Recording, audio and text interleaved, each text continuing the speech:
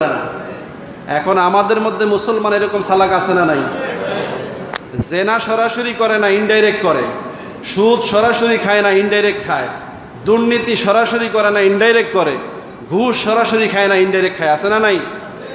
আসরের নামাজ পড়া বইছে, এক লোকে ঘুষ লিয়ে আইছে, তো ডয়ার টান দিচ্ছে, অজু করে আইছে, এখন ধরন যেন ডয়ারে রাখ। এটা কি ঘুষ হয় না? কিও বোঝেন নাই কথা?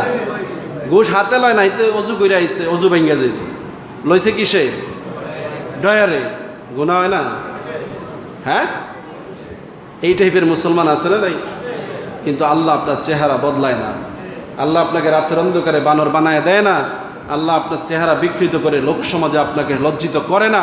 এটা বিশ্ব নবীর খ্যাতিরে, এটা শেষ নবীর উম্মতের হওয়ার মর্যাদার কারণে বলি সুবহান।